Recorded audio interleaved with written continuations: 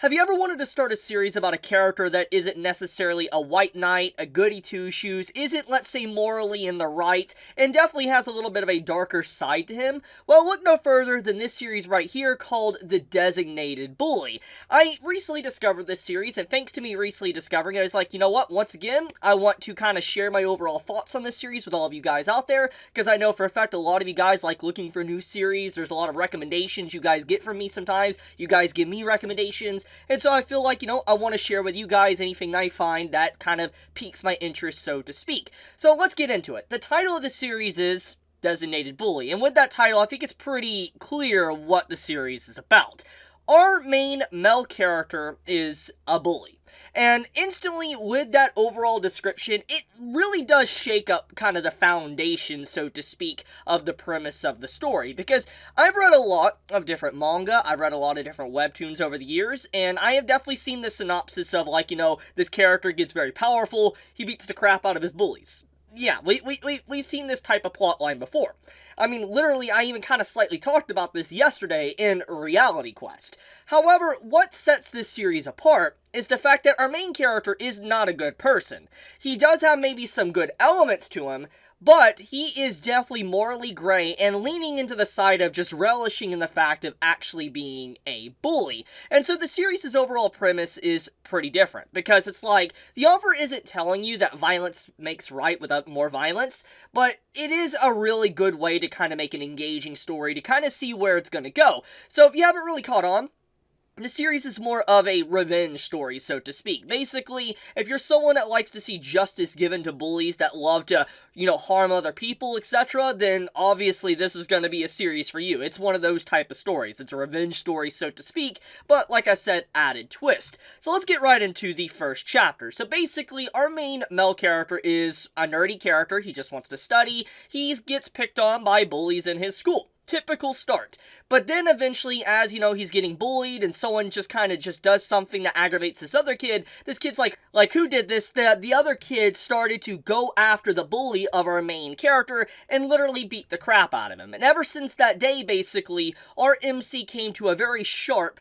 realization that basically sometimes being the bully of a bully just makes them completely stop. Or it kind of goes back to the origin story of, like, the king of the jungle, so to speak. I think everybody's kind of seen this in different forms of literature. It is completely saturated within all forms of writing, to, let's just say, manga, to anime, to webtoons, to just live-action shows in general and movies. The overall law of, the strong survive and the weak die, so to speak. This is something that is constantly within our literature, and we could definitely see some elements of this basically in nature. Let's say a lion going after maybe some other form of creature, a part of the food chain, so to speak. And so, basically, our main male character comes to the realization the only way to really beat a bully is to be the bigger bully, and basically bully the bullies. And I find that it's like, okay, that's kind of interesting, honestly. I don't think it's necessarily the morally correct way to handle this, but it's like, that is interesting. So his overall direction of his character basically kind of goes into this more depraved manner,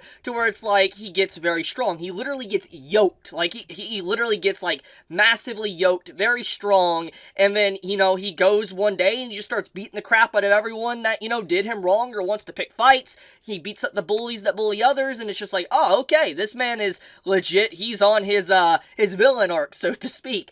But, that's where the story begins with the prologue. And after all of this is said and done, we get the harsh realization, or the main character gets the harsh realization, that even though he definitely got yoked, he got some vengeance against the bullies that did him wrong, etc., he didn't really do anything within his school life. For instance, he was someone that basically wasted his last remaining years of school, he dropped out, and he just only focused on really fighting and, bullying other bullies.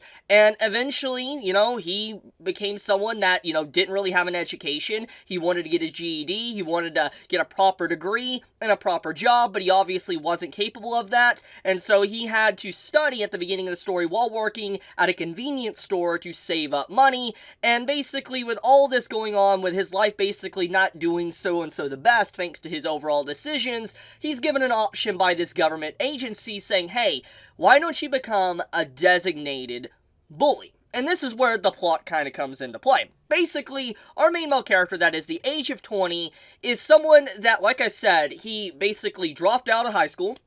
He's someone that got just a regular job and all that, and, his life wasn't really kind of going anywhere, so to speak. But he's given an option to go back to high school at the age of 20, and to be able to actually, get an education, get his college paid for, but he has to be the one to put bullies in their place. And it sounds very shady. Obviously, the entire operation and what this agency is wanting is a very shady type of thing, but we need to talk about the overall circumstances of kind of what's going on behind the scenes, etc. So basically, one of the big things that led our main character to have this, mindset of be the bully of the bullies is that for a long time, you had it to where people in the classroom, they didn't do anything. They just sat there. They didn't do anything because obviously they didn't want to get involved. They didn't want to be a part of the bullying. They didn't want to become basically punching bags, so to speak, to the bullies. So they just sat back and watched or ignored it. The teacher didn't do anything because obviously the teacher's probably not paid enough for it, but also someone that just doesn't want to get involved either to put their own life on the line, their job on the line, and probably ruin the reputation of the school. So overall, the teacher basically ignored it. And these are constant problems you see in a lot of different literature. It's not something that's necessarily just to this series designated bully. It is definitely a common problem. And I guess one of the things is that sometimes if you're pushed into a corner, you gotta take action into your own hands, and that's basically what happened. And so this agency that's asking the MC to do something like this, it's like, look, we know you're not necessarily like a completely awful human being, but we do know that you're incredibly powerful and in some way can be restricted to where you're not going to cross the line. But it is very clear that the main character does in some shape or form relish in that violence, so to speak, and he enjoys it. We see it in multiple chapters early on that he actually enjoys it, and I feel like this is going to play a huge part to his character later on with his growth maybe, to eventually not even want to bully others or fight others, etc., and eventually just want to take the more pacifistic option. And I think that'd be really cool if that is where his, character eventually leads towards. But right now, though, in the early stage of the story, there's a lot of fights, there's a lot of gangs that want to mess with him, so to speak. It's a really cool webtoon so far that I've read, and I was like, yeah, this is kind of interesting. It's a revenge story against bullies of a bully bullying bullies. Yeah. Honestly, it's simplistic, but done very well. If you're wanting to read something with some really good looking panels of fights, etc., I highly recommend you to check the series out. It's pretty good. But I guess I'll leave it at that. If you are interested in reading this series, a link is in the description. Click on it. It'll help me out a lot, and you'll be able to read it.